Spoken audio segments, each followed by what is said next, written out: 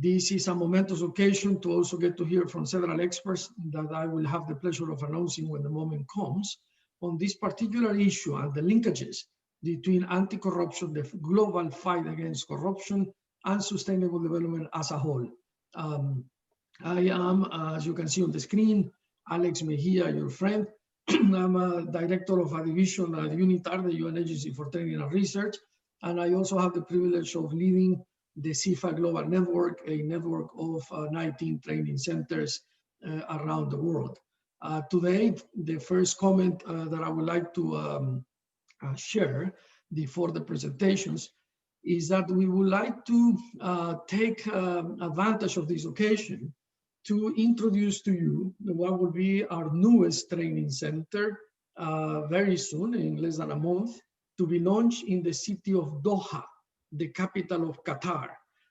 You are going to see that the main partner that UNITAR has had and continues to have in this effort to build capacity on anti-corruption is the Qatari government proper, the Office of the Attorney General, and particularly its ROLAC, its Rule of Law and Anti-Corruption Center based in Doha. So through this partnership that we celebrate at UNITAR, we are going to inaugurate, as I say, in a couple of weeks, perhaps even less, the new UNITAR affiliated training center, CIFA Doha, in Qatar. You are going to hear some remarks from the Attorney General of the State of Qatar and also from the director of the ROLAC Center in Doha that will be hosting this new training center. With those general comments, and to properly inaugurate this webinar, I would like now to introduce, go to the next slide, Julia, if I may, to introduce a video remark from His Excellency Dr. Ali Feitas Al-Marri, United Nations Special Advocate for the Prevention of Corruption, the Chairman of the Board of Trustees of the Rule of Law and Anti-Corruption Center, and the sitting Attorney General of the State of Qatar. You can show the video, Julia. Thank you very much.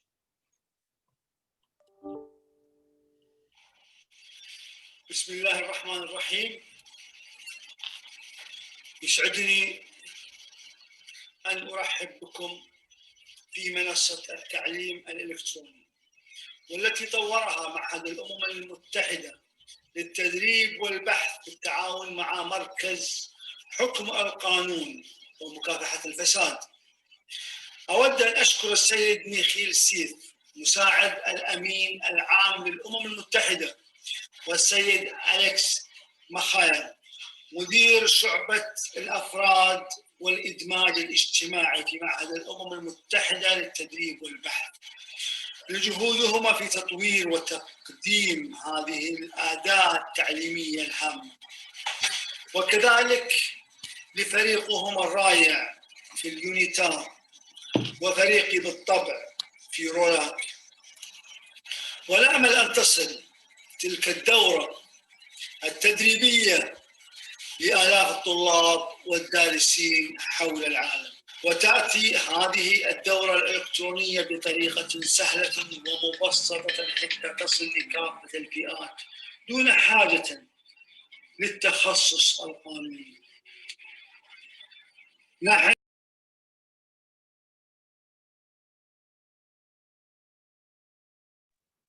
Julia, the sound went away, so you need to open the microphone. Thank you. شراكة مستمرة ومتميزة مع معهد الأمم المتحدة والبحث. شكرا لكم مرة أخرى على المشاركة في هذه الدورة. أتمنى لكم التوفيق، وأتمنى التوفيق أيضا لمعهد الأمم المتحدة اليونيتار لما يقوم به من جهود جبارة حول العالم لمساعدة الجميع. شكرا مرة أخرى للجميع. Thank you very much. Now we will also go in these inaugural remarks to listen to a message from my United Nations Assistant Secretary General and Executive Director of UNITAR, Mr. Nikhil Seth. Thank you, Julia.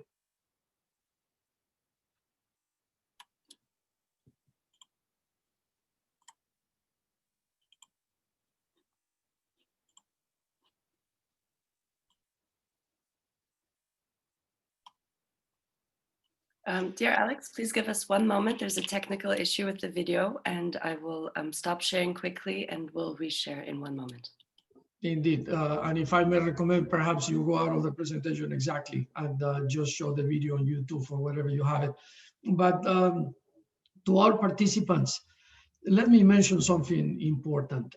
In my own personal experiences, if I may, I come from Ecuador in South America. I have been a senior official, as they call it. I say this in a humble manner, in the cabinet of my own country a decade ago or so. And I simply wanted to say that to really fight effectively corruption, you need to have the concourse, the support, the involvement of the government at the highest level. Yes, of course, it's not only the government's role to fight corruption, it's all of society, but to have the government involved at the highest level will always make a difference. In that sense, what you just heard, on behalf of the state of Qatar, is quite a privilege to have a sitting attorney general really personally invested and committed in doing these things. Dr. Ali has been for many years now very active in combating corruption in a very difficult job with very many challenges ahead, personally and institutionally.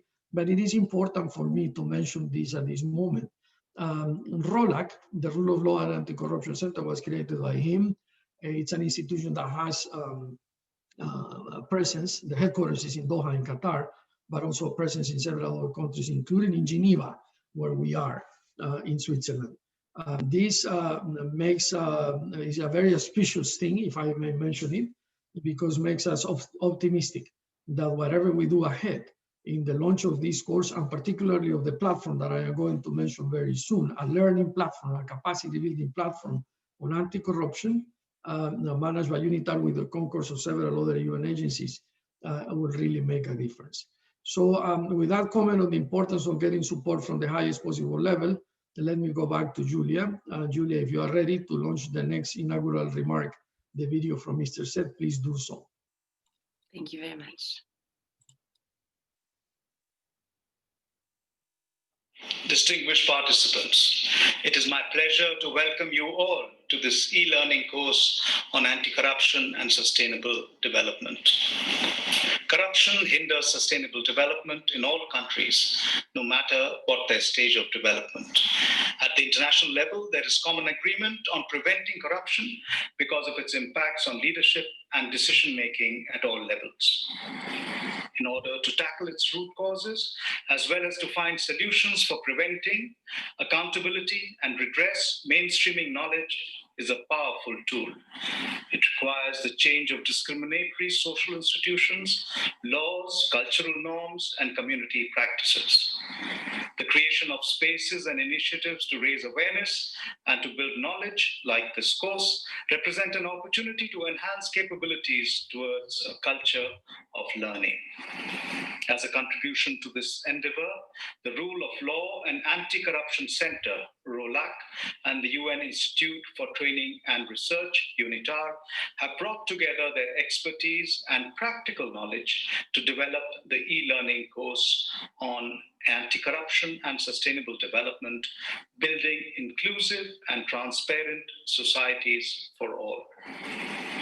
This course aims at strengthening the competences required for overcoming some of the challenges to combat corruption, its causes, and the consequences for sustainable development. Although no one is immune from the effects of corruption, the effects are worse on vulnerable persons. Depending on the context, gender, age, race, economic and social conditions, physical and mental health, among other factors, could turn into vulnerabilities that can deepen the damage caused by corruption. Facing this situation, corruption could be tackled through the adoption or strengthening of dissuasive criminal and administrative sanctions. Likewise, policies on zero tolerance, as well as establishing and promoting clear legislation on fair competition and trade practices of corporate actors, are also required to deter corruption. While it can be challenging to identify a full list of measures adapted to a wide spectrum of cases, it is an effort that must be done for the sake of the individual and for collective welfare. Leaving no one behind implies addressing different vulnerabilities among the victims of corruption. Their strengths and challenges should be considered so they can become actors in their own destinies. Inclusive societies foresee access to justice and building effective, accountable, and responsible institutions. Therefore, fostering cooperation and partnerships is a key aspect towards the achievement of the commitments under the 2030 Agenda. The acts of corruption linked to the SDG goals and targets should be considered for the development, enhancement, and use of statistical indicators. We shall never forget that the guarantee of human rights should come before any other interest. Achieving sustainable development is not possible when corruption is present to the detriment of basic human rights. It is essential to bear in mind that peaceful and prosperous societies are those built on grounds of trust, which cannot coexist with corruption. Every single person has the responsibility to act or react against corruption. Moreover, complementing efforts to combat corruption needs synergies among initiatives from different actors. It could be possible through the construction of strategies for information exchange and cooperation within a wide network with parties working in different thematic and geographical areas. In this light, strengthening the capabilities to design and deliver effective training allows us to properly transmit expertise and create a strong foundation for dealing with different challenges and identifying opportunities in our daily life and in our professional environments. Please accept our best wishes and appreciation for the important work you are doing. Your efforts to combat corruption in all its forms everywhere are paving the way towards achieving sustainable development. We hope that you find this e-learning course enriching and that it empowers you to further enhance and multiply your efforts. I thank you. Thank you. Thank you to Mr. Seth. Thank you to Dr. Ali for those very holistic, if I may say, welcoming remarks. And now to properly inaugurate this webinar and officially announce the e-learning course that we have, I would like to offer the floor to Dr. Yasser Refaye, the Director of the Rule of Law and Anti-Corruption Center in Doha, ROLAC. Dr. Yasser, the floor is yours. Now, and you are muted, by the way. I apologize. Thank you. Very good. I think you can hear my voice now. Yes. Yeah, if I may start by, if I was muted by a technology mistake, but as you know, what you are doing now is a big step forward in the learning system, because I am one of the generation who were using the paper, the books to reach and to get the information. But now we are giving the information with a new way. It's interactive. I really, when I go through this course that we will start working on, it is a great thing. It is a great thing that the information is as simple as you can enjoy having the information from this course. Thank you also, Alex, for your introduction, and I really will not add more than what His Excellency Dr. Ali bin Ftais Al-Marri, the Attorney General of the State of Qatar and the UN Special Advocate on Anti-Corruption, on what he said before, and also what the ED of the UNITAR was saying right now, His Excellency Nikhil This.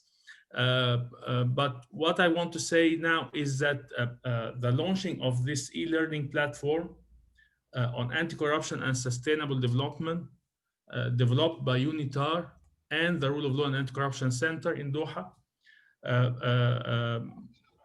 I would like to give a great thanks to His Excellency Mr. Nikhil This, the Executive Director of the United Nations Institute for Training and Research, and to our dear friend Mr. Alex Michia, the director of the Division for People and Social Inclusion at UNITAR. And also his team, Ana Lucia and the rest of the team, they did a really great job in developing and delivering this important learning tool, and also the full team of UNITAR with also the team in ROLAC, but we did a small work, not the max of the work was done by UNITAR. The importance of the topic that we are talking about in this course arise in the times of global crisis. It has been proven time and time again that there is no shortage of individuals ready to take advantage of a situation by engaging in corruption. So in any situation, you will find someone who is engaging with corruption. Also, if we are talking about the pandemic, the COVID-19 pandemic, we have to talk about the corruption pandemic, which is not less in importance and influence than the COVID-19 pandemic. When eyes are turned towards a crisis, oversight in other areas can often be forgotten, and this gives bad actors the opportunity they require in order to engage in corruption.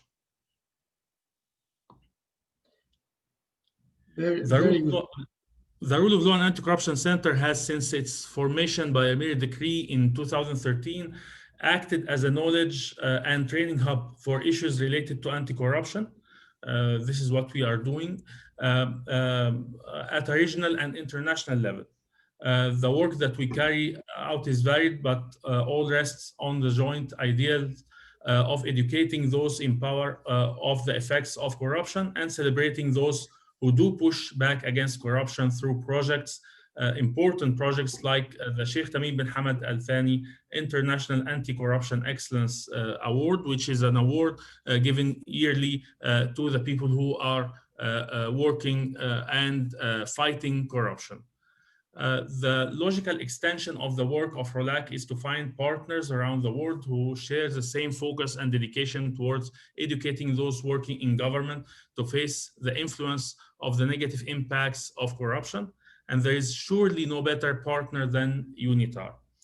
We are honored to be delivering this e-learning platform to you today with the efforts of the full team of UNITAR. The learning that is contained within this platform will present to you the most up-to-date knowledge and research on the relation and effects of corruption on sustainable development. I hope that you find it informative and thought-provoking, and I look forward to seeing how you all use this learning to fight corruption. Thank you again for taking part of this course. Hope you enjoy it, and you will. Thank you very much. Thank you, Dr. Yasser, for those all-encompassing words, and also for the partnership that we are building and that we have been able to build. Let me now go, after these inaugural remarks and this vision of the whole, to an introductory presentation, hopefully short, but with the necessity to specifically get into the issues of this course. And later on, I'm going to mention at the end of this webinar about the platform that we are building, a capacity building platform that I mentioned, and perhaps the involvement of several of the partners represented here today through our four impressive panelists. So you see there on your screen the announcement that has been circulated on the Anti-Corruption and Sustainable Development e-learning course under its slogan of building inclusive and transparency societies for all, because anti-corruption affects all of society, as you will hear, and as our seniors inaugurating this webinar today have also mentioned.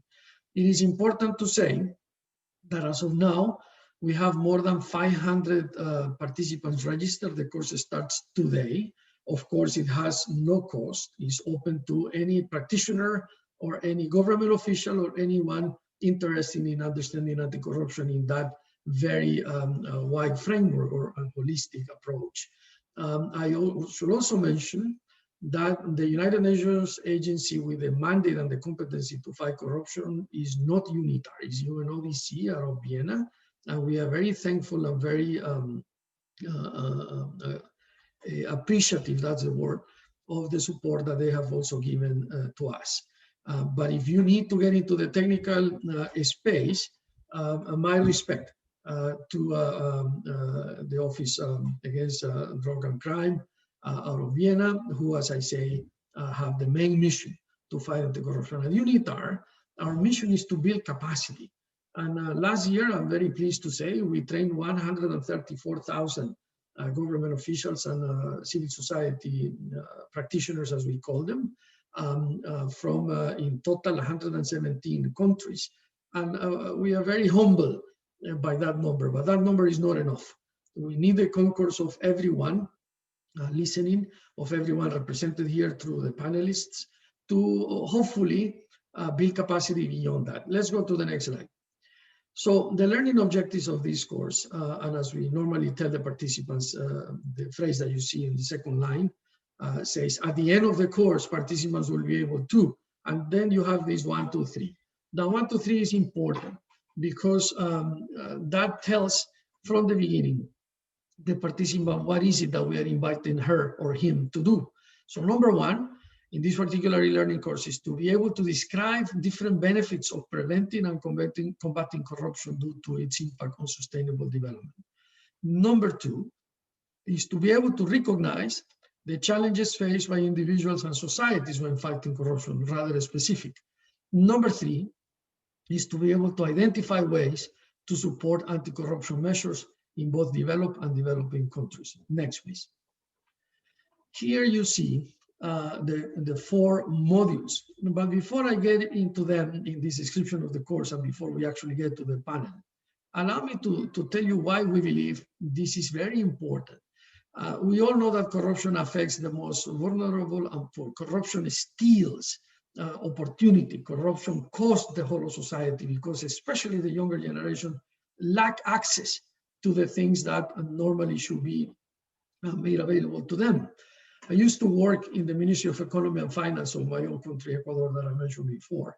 And I can tell you that if money is illegally and unethically deviated from health, from education, from infrastructure and the like, that actually means something. It's not as someone told me one day several years ago, well, you know, it's public money, so they are not really stealing from a particular person or individual. It's exactly the opposite. They are stealing from the whole and damaging the whole, and particular, as I say, the generation that comes behind us. This is a big country in my region in Latin America. It is a big country in every region. Unfortunately, developed nations have better system, better checks and balances, but they are not exempt from these things.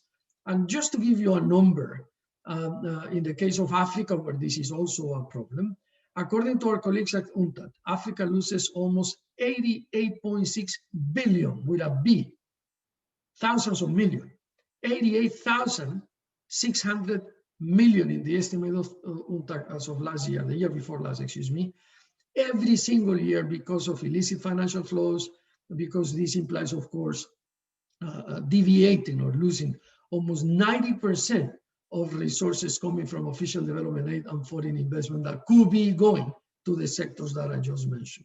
So besides the economic impacts of corruption, this offense, because it is an offense, also impacts the governance and the institutions of states. And therefore, there is this need to strengthen states' efforts to fight corruption as an urgent matter. It is an imperative, it's a priority. Now, with that, let me mention briefly what you see on the screen.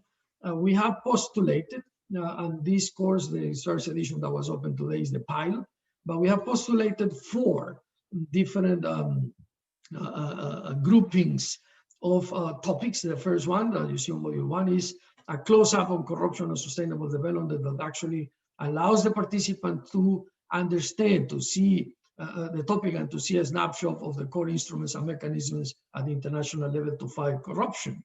The linkages with sustainable development proper, and the role of different actors involved in the prevention of corruption. Module 2, it's Unrolling Corruption Causes and Effects to Sustainable Development.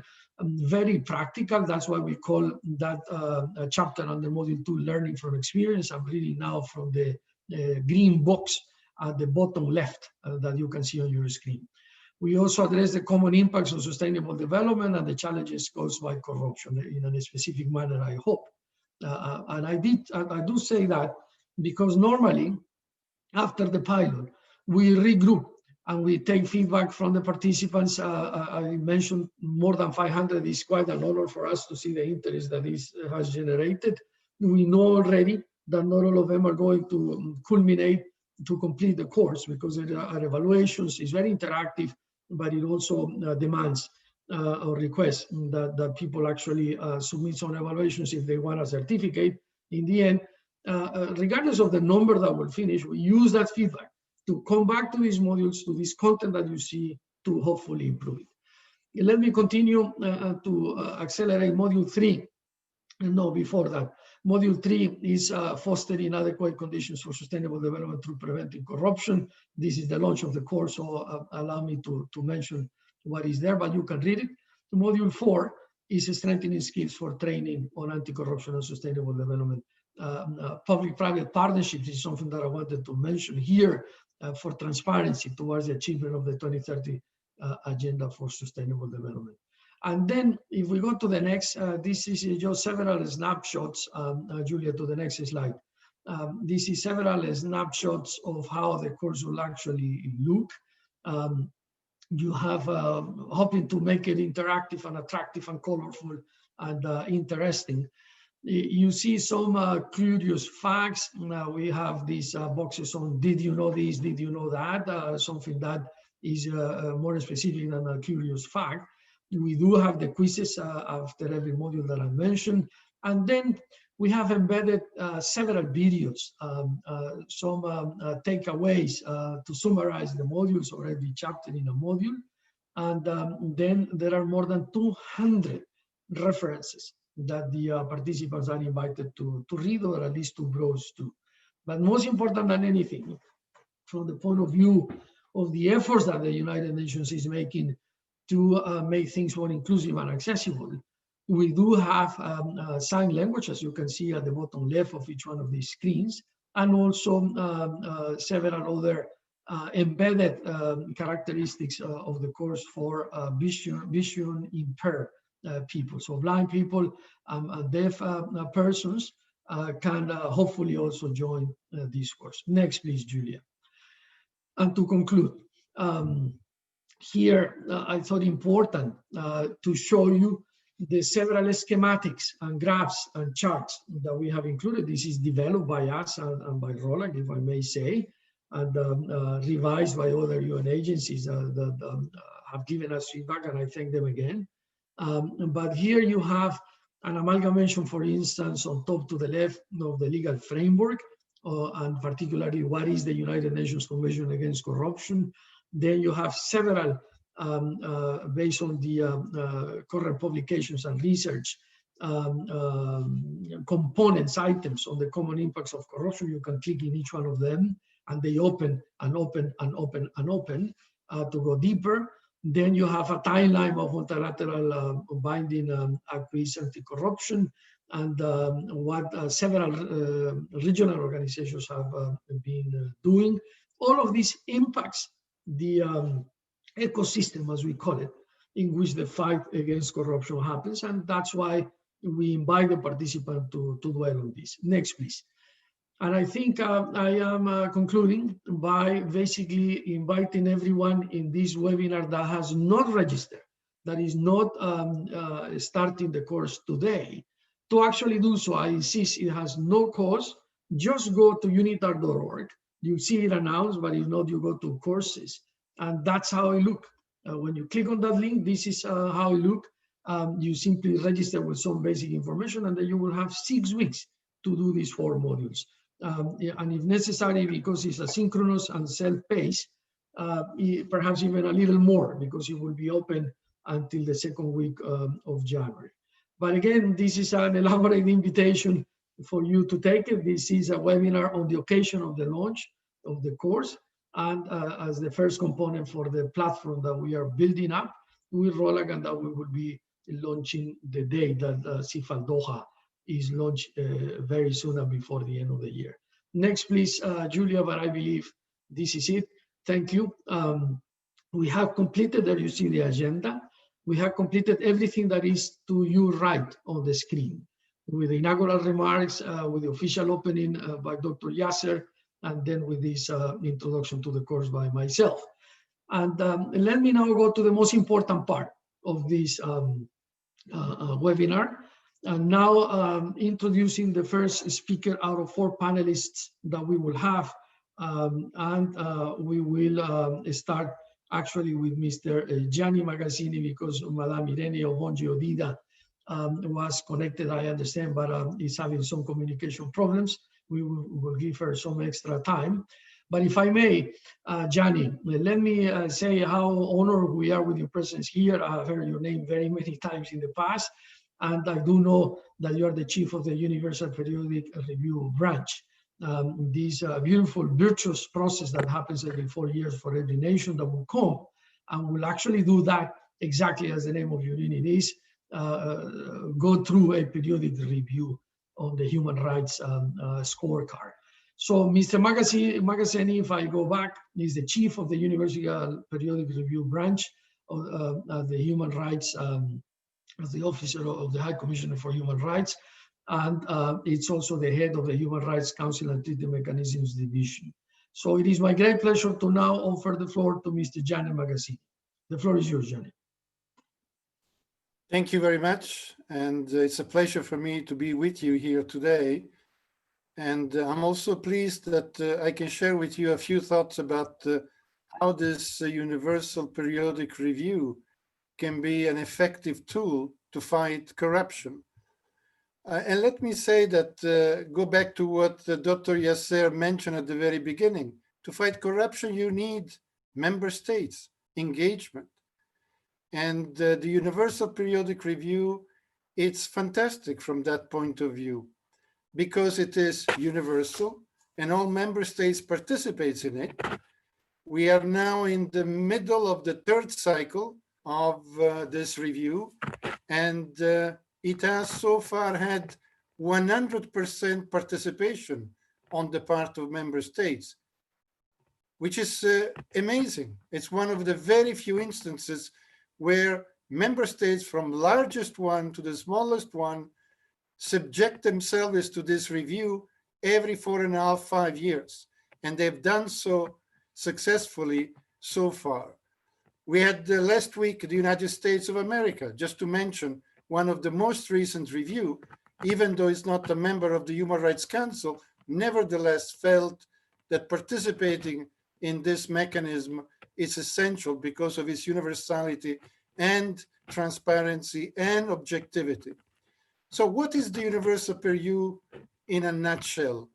It's an X-ray of the status of human rights within every single member of the United Nations. And this X-rays allows us to see what is it that needs to be done over the next period in preparation for the next phase of the review.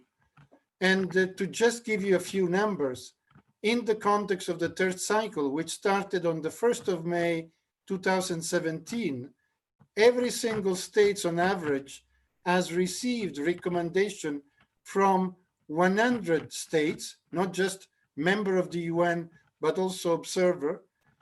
They have given an average of 2.3 recommendation per states reviewed, which means that every member state as an average receives over 230 recommendation to improve what? The compliance with ratified international human rights treaties, and also with commitments that have been made in previous cycle of the UPR or in the context of other UN or even regional mechanism. So in essence, it is a tool to improve in the performance at country level, both in laws and practices, so to make them more compliant with international human rights standards.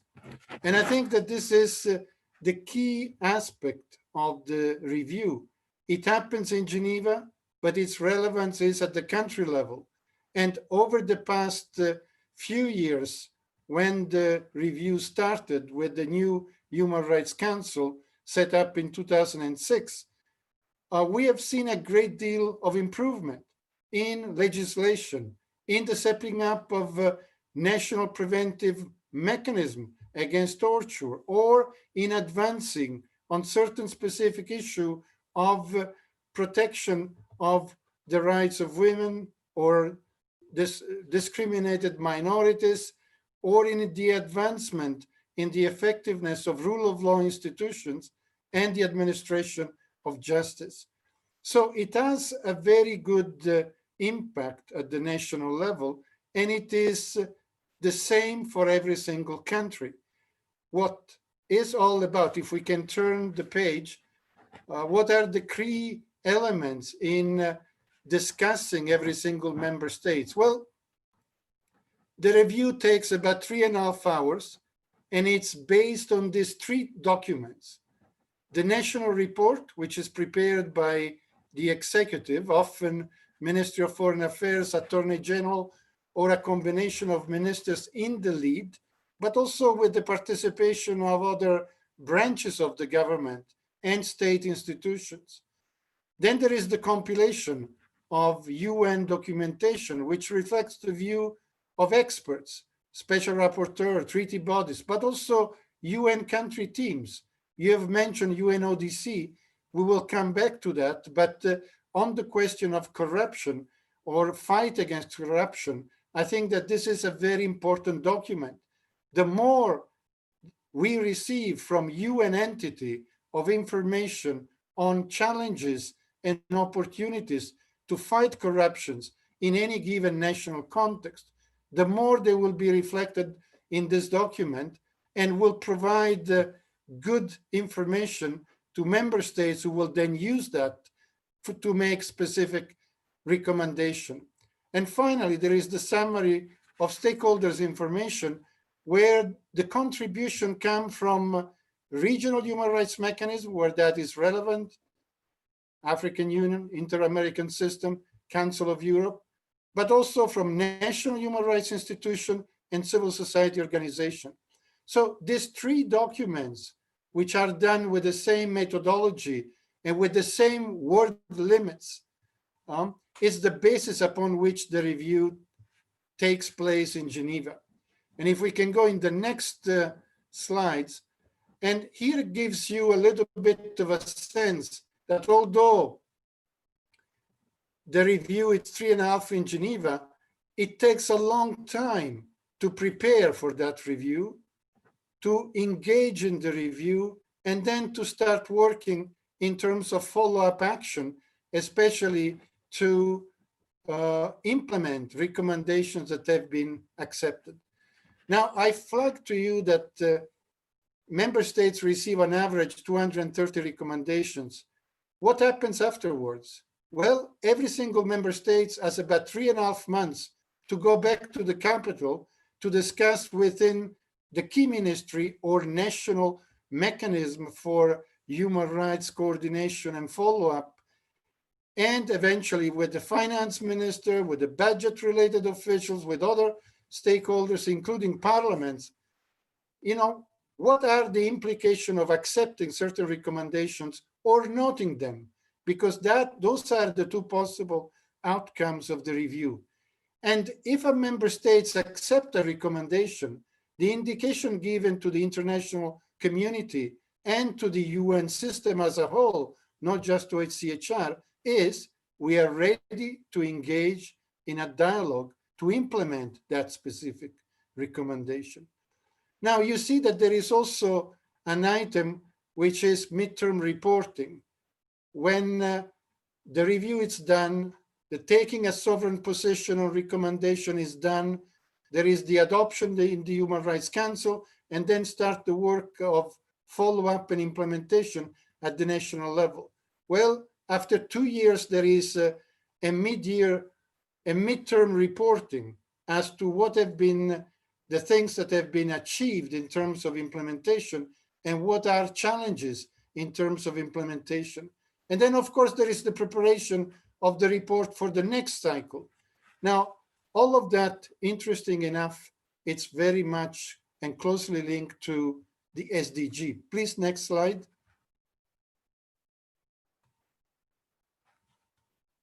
The Office of the High Commissioner for Human Rights, as of the beginning of the third cycle, has developed 3 tools that should make life easier for the member states concerned, but also for the UN system and any other stakeholders at the national level or internationally.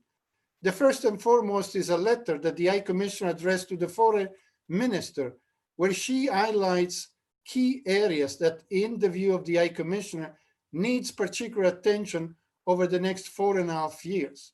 Now, this letter is an open document. You can see right now 112 of them. Very soon, it will be 126 for those 14 countries reviewed earlier this year and who had the adoption at the Human Rights Council session in September. And by March next year, it will be 140.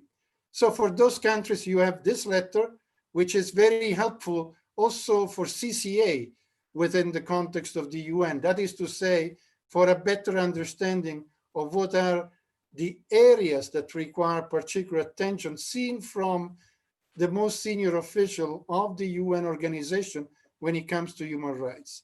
The second tool is a matrix of thematically clustered recommendation, where we start with those that the member states has accepted, and then we go into those that have been noted.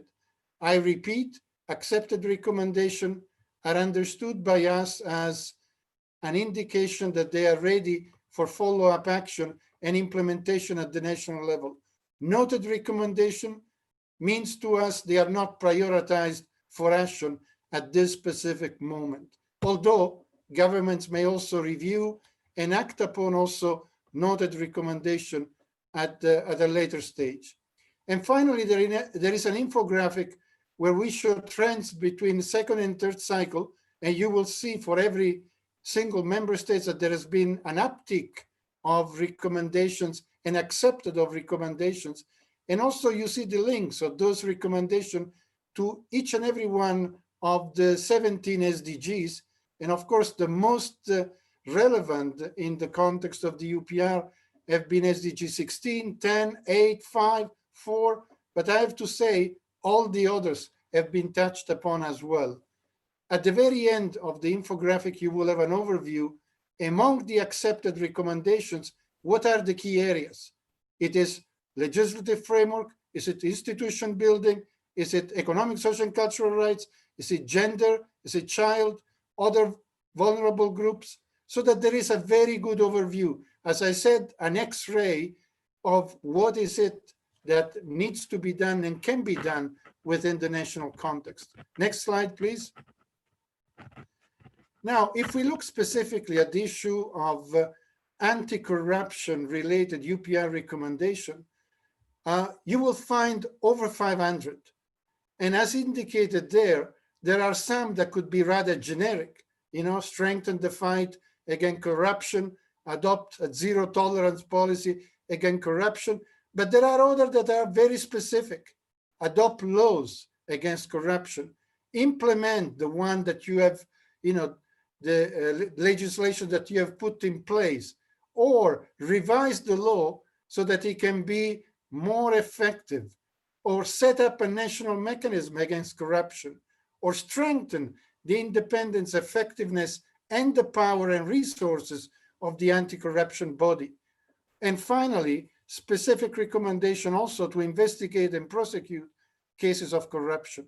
Now, the good thing is that most of those recommendations are accepted, which means it's an open door for engagement at the national level between relevant entities of the UN, especially ODC, but also all those involved in rule of law, colleagues from UNDP, all the Office of the High Commissioner for Human Rights, and the country concerned. Next, please.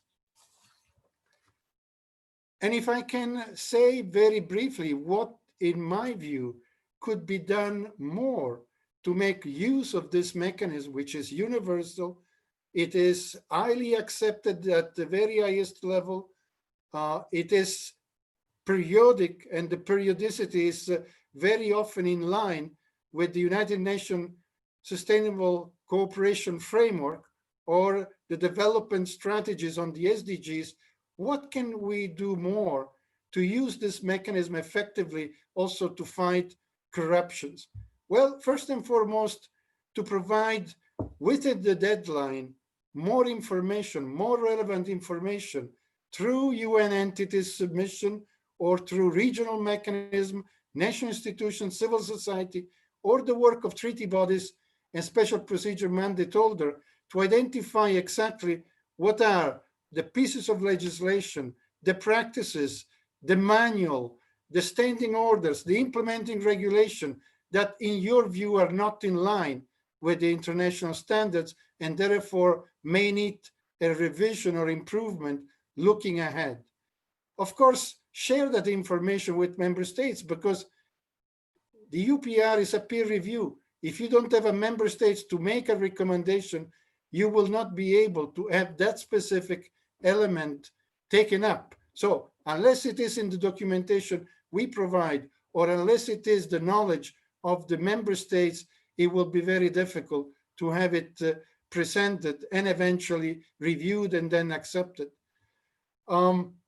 Highlight the importance of acceptance of received recommendation with the state concerned, but also other stakeholders, because in the 3-4 months between the review in Geneva and the adoption in the Council, every single member states will go, as I said, back to the capital, discuss broadly implication in law and also budgetary for accepting certain recommendation, and having an advice that if that recommendation is accepted, there may be also technical support, capacity building, and perhaps where necessary, also financial support, I think could be a way to facilitate the decision-making and the sovereign decision of the states to go along and support the acceptance of that recommendation.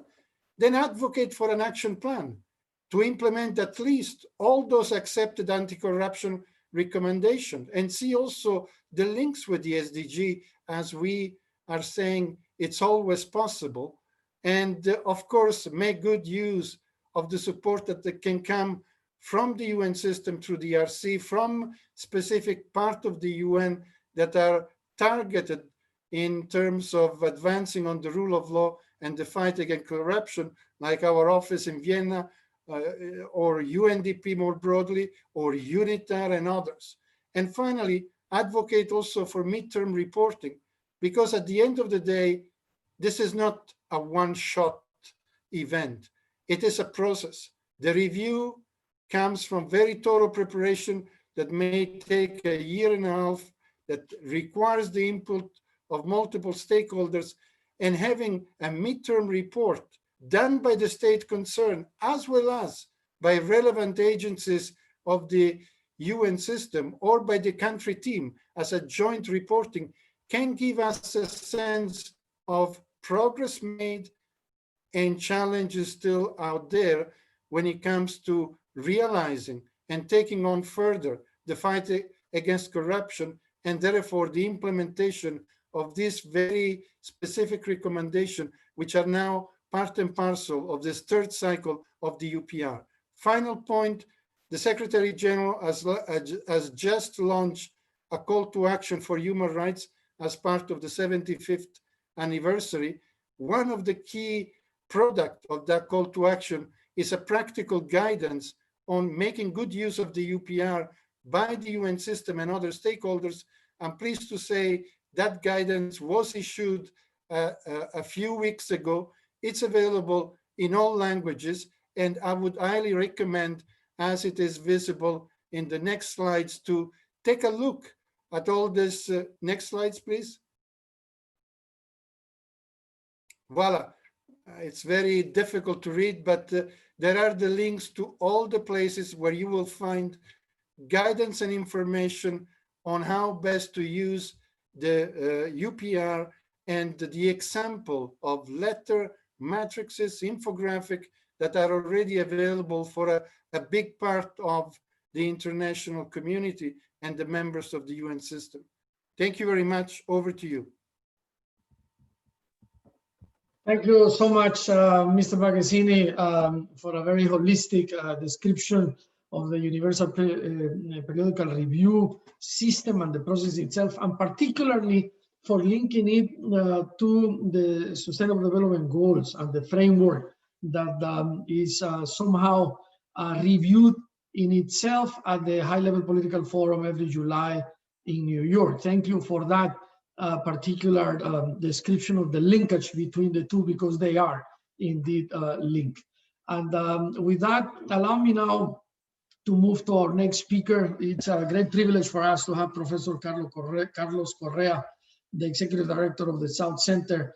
And if I may, just in 2 sentences, allow me to share with you that the South Center is an intergovernmental policy research think tank with a strong reputation, working since 1995, if I'm correct, Professor Correa, but you will tell us a little more, that is composed of and accountable to development country member states.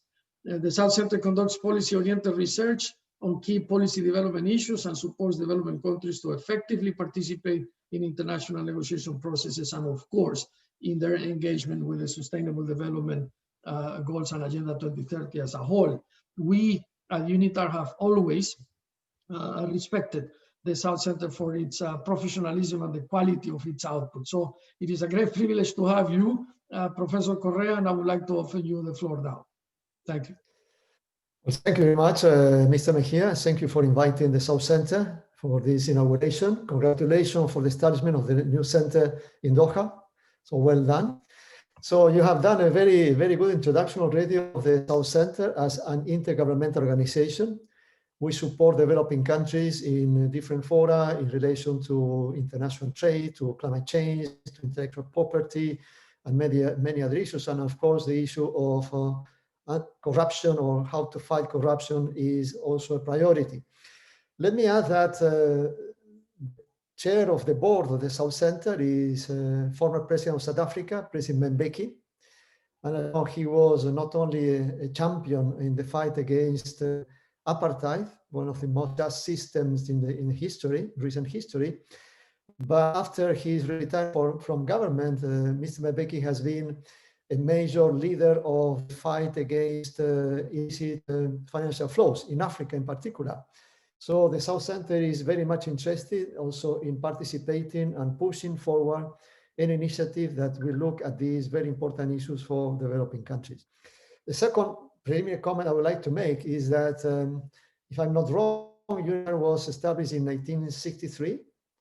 And in fact, UNITAR has pioneered the use of virtual tools, of online courses, in order to train already thousands of people around the world. So now this has become a common tool, as we all know, because of COVID-19. But I must say, I should recognize the pioneering role that UNITAR has had in developing platforms in order to allow these courses to take place and reach so many people around the world. In fact, I was the director or moderator of one course, and I really enjoyed that very much. I saw how powerful this technology is. I learned a lot from the changes that were made. So those who are really interested in learning, these courses are a fantastic tool in order to get information, to exchange views. That's very important among participants from different countries, and then to be able to have an impact in the country of each of the participants. So let me just make 3 brief comments, since it might be good to have some time for questions and comments from the participants. The first one, I think that was already introduced by Mr. Mejia, is that very often when there is a conversation about corruption, the victim seems to be the state. But the state is indeed an abstract idea, and somebody has defined the state as an abstract idea with a concrete basis in a physical rhetoric.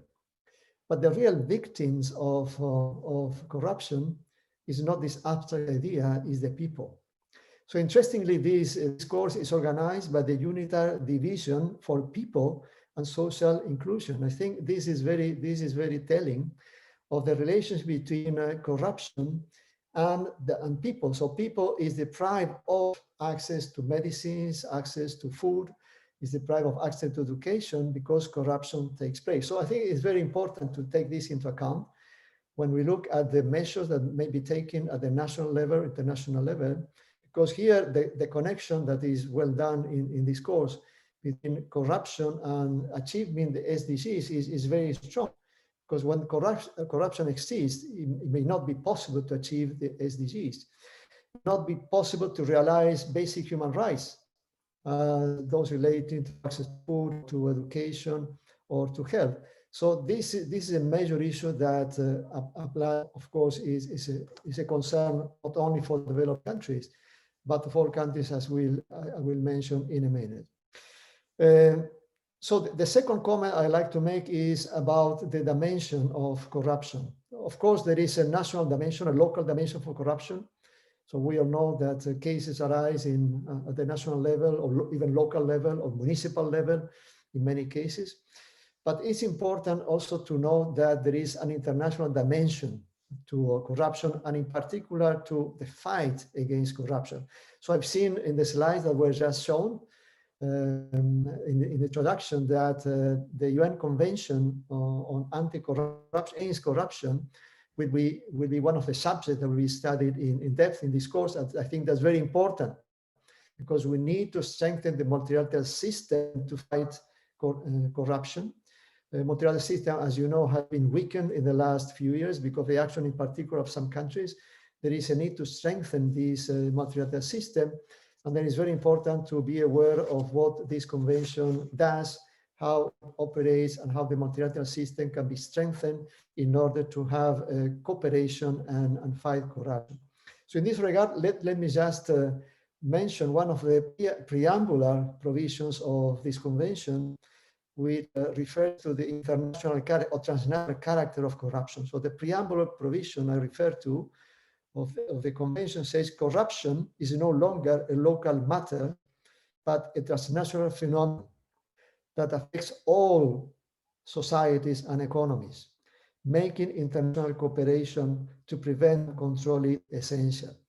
So this preambular provision actually makes a very important point that this is an international or transnational phenomenon. It affects all countries. It's not just countries in developing countries or developed countries, all countries are affected.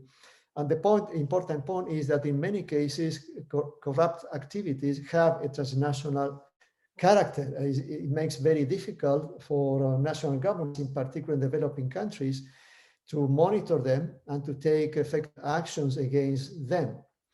So in this context, let me also mention the importance of the mechanism for the review of implementation under the UN Convention Against Corruption. This mechanism has been quite effective. In accordance to the Secretary, there is a very high participation. 97 parties to the convention have participated in this mechanism. 87% states, 87% of the states have taken action. The reviews made on these mechanisms have helped to identify gaps in monitoring, controlling, or preventing corruption. So this is a very important mechanism to reinforce. And then my call is that you need to look at national measures. Of course, there are many that need to be taken, but it's very important to look and be aware and be able to use more effectively the international instruments, such as the mechanism for review of implementation under the Convention Against Corruption. And then the third comment is about the relationship between corruption and tax evasion. Of course, you're going to deal with many issues in this course, but I would like to highlight this particular one. One of the reasons for this is that the South Center is working very actively on the issue of tax evasion. We have a project that is trying to promote very, very active and efficient cooperation among developing countries in order to fight tax evasion, and also in order to be able to assert taxing rights in the digital economy, which is one of the main challenges that our governments are facing now, governments from developing countries. Although there are studies, many academic studies and studies by NGOs and the UN on corruption on one side and on taxation on the other side, there are not so many studies that make the linkage between the two. And in fact, both of them, corruption and tax evasion, are intertwined and reinforcing. In countries where there is corruption or there is more corruption, then this will enable more tax evasion. And also when this tax evasion, this will enable tax evaders then to use this to bribe the government. And then there is this intertwined between relationship between both that is very important to address. So tax evasion, tax avoidance, and corruption, they come very often together. And this connection raises very typical cases of transnational corruption, which is very difficult for tax officials and other officials in developing countries to trace where the money has gone. In many cases, as you know, or you will learn during this course, many societies intervene. There are some holding companies, a large number of companies. So the money goes through different societies until they get a bank account in a tax haven. It's very difficult to trace, and in particular to recover the assets that have been the subject of corruption and tax evasion. And therefore, this course is very important, because there is a need to increase the capacity for tax officials and other officials to fight these situations. This requires a lot of competence, this requires legal knowledge, this requires interdisciplinary approaches. This requires to know about corporate structures and how to deal with them. Banking is some area that you need to know very well. So this is a very, very challenging area. Usually, as I mentioned, the offense takes place in one country, but the offenders are in another country. So there are issues of international law that also came into play. Therefore, this is a fantastic area for those who really wish to look at new challenges in terms of finding the ways in order to prevent corruption, to fight against that, and also to recover the assets. So I'm personally at the South Center is very much interested in cooperating in this area with UNITAR and of course the new center in Doha, and we will cooperate in any possible manner in order to increase the awareness about this course and the actions you are taking, and about the need to take effective measures through international cooperation and through national governments in order to fight this, which is not just a criminal thing, criminal problem, is so immoral that we need to act all together and with effectiveness in order to prevent and control it. Thank you very much.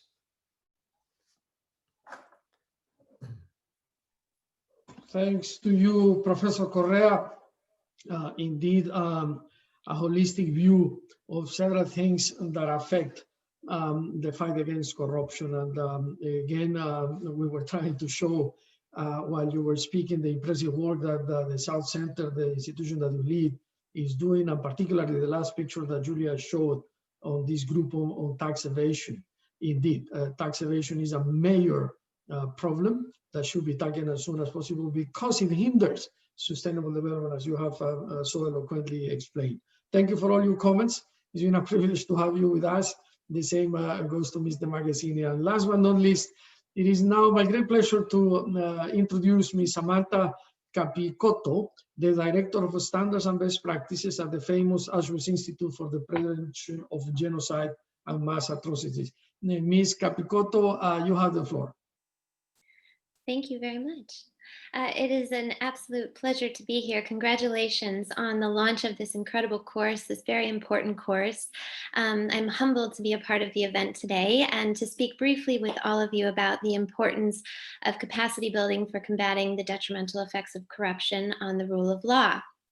As was kindly mentioned by Mr. Mejia, I am the Director of Standards and Best Practices at the Auschwitz Institute. And by way of brief introduction and a bit of context for how I'm going to be speaking about the importance of combating the effects of corruption, the Auschwitz Institute is, through education, training, and technical assistance, supporting states to develop and strengthen practices and policies for the prevention of genocide and other mass atrocities. We also encourage the cooperation of states through regional and international networks to advance prevention. Our programming is grounded in the belief that preventing mass atrocities is an achievable goal, and there are ways to recognize its signs and symptoms and viable options to prevent the process from unfolding if we have the knowledge and skills and commitment to do so. And thus, it's in this context of the importance of preventing mass atrocities that I'm going to speak about combating corruption. So, next. Thank you, Julia. In his book, Confronting Evil, Engaging Our Responsibility to Prevent Genocide, Dr. James Waller, who also happens to be the academic director at the Auschwitz Institute, speaks about governance as an overarching category of risk for atrocity crimes. Governance, of course, refers to the ways in which authority in a country is exercised, and nearly all early warning systems for atrocity crimes include various traits of governance as risk factors for violent or genocidal conflict. One of those universal traits is state legitimacy, and endemic levels of corruption are damaging to state legitimacy because the integrity of people in positions of authority can no longer be assumed by the general public. Corruption then implies that the state has been captured by elites and private corporate interests, and corruption in legal processes and institutions of a country is particularly corrosive to state legitimacy because it undermines the rule of law. Next. Moreover, in situations where corruption is skewed along identity lines, meaning the corruption is benefiting one identity group or groups at the expense or victimization of another identity group or groups, it can serve as fuel for identity-based conflict or atrocity crimes. Corruption is an extremely destructive agent that erodes public trust in governance. And so if we understand the gravity of risk that comes with not being able to root out corruption at its earliest moment, we can see how important capacity building is then for its prevention. Next. So where do we see at the Auschwitz Institute the importance of education and training? Well, it contributes deeply to upstream atrocity crimes prevention. Upstream prevention refers to the long-term strategy of building underlying structures of societal resilience and state durability related to governance and other risk indicator categories. It is built on sustained efforts to increase the capacity and resilience of societies to inoculate themselves against the risk of atrocity crimes. Basically, upstream atrocity prevention is everything that we try to do to prevent this process from unfolding before the killing begins. So it is the most important type of prevention because it saves the most lives. Thus, education and training for state and non-state actors to build their capacity to identify, monitor, and address risk factors like corruption and its effect on state legitimacy and the rule of law is a crucial component of upstream atrocity prevention. Next. In addition to providing our students or participants through these courses with knowledge and skills in order to combat risk factors for atrocity crimes like corruption, education and training also creates environments and provides opportunities for abstract concepts or theories to be transformed into concrete realities for those who are participating in the education. And what happens then is an opportunity to draw out our commitment and motivation to protect those who are most vulnerable in our societies. in our programs, in addition to the provision of knowledge and skills, we also feel that it's extremely important to create opportunities to come back to our humanity, to build empathy, to build understanding, and to also realize that genocide and other atrocity crimes are human problems. They require all of us as human beings to contribute to their solution. The work of atrocity prevention is long-term. It's extremely difficult, and it's often without direct reward. And so without having these personal, durable commitments to the work, it's often that you have a lack of results in terms of atrocity prevention over the long term. And so education and training becomes crucial in this way, to create these spaces for our students and participants to actually engage long-term in these efforts. Thus, this UNITAR training that we're launching here today on anti-corruption and sustainable development will contribute heavily to the process of upstream atrocity prevention, including the adherence to the rule of law and the broader goal, of course, of creating more peaceful and prosperous societies. So thank you very much for having me. Thank you. And thank you for adding this new and different perspective on something rather important, the prevention of crimes of this type and the linkages with capacity building that indeed can help to guarantee that this doesn't happen. So we have had three distinguished panelists, and unfortunately our last panelist is having some connection problems, but we understand that technology is indeed a blessing, but can be also a curse because it provides limitation. It works when it works, and it doesn't work, of course, it's very difficult to use. We depend on the internet connectivity that we have. So my desire is to offer her apologies or apologies on her behalf. Now, as we are running out of time already, but for a good reason, I simply wanted to thank the panelists. We have received some quite interesting questions, but I'm going to mention just two, and then perhaps we can engage with some of, thank you, with some of the panelists on a bilateral manner.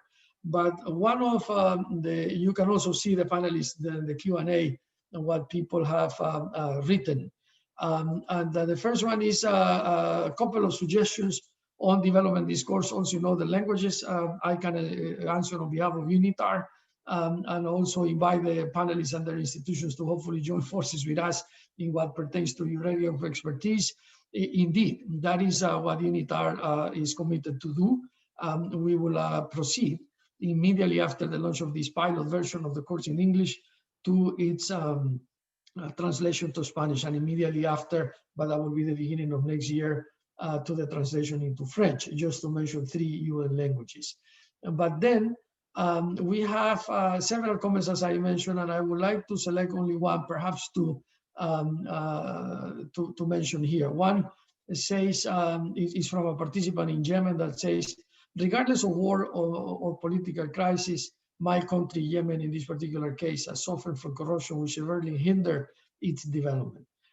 We are looking forward to effective ways to address corruption, if not immediate, at least in the long term. And I wanted to read it because perhaps I failed to mention that from the beginning, which is to say that this is a long-term engagement.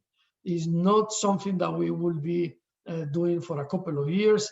This is something that indeed requires the commitment of everyone, not only the government, and a vision of several years, if not decades, and so on.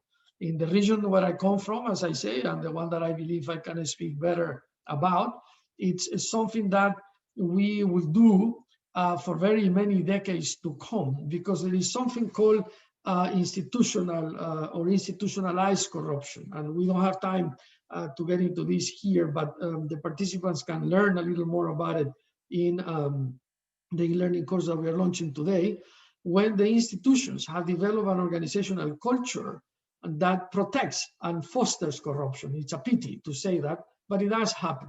And again, I wanted to read that because it is a long-term commitment. And then there is, let me read this last comment out of 12 or 13 that we have actually received, which is,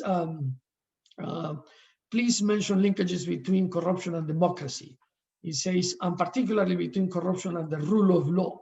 Can you fight corruption effectively where there is no rule of law and where there is no free civic space and the commitment of the citizen?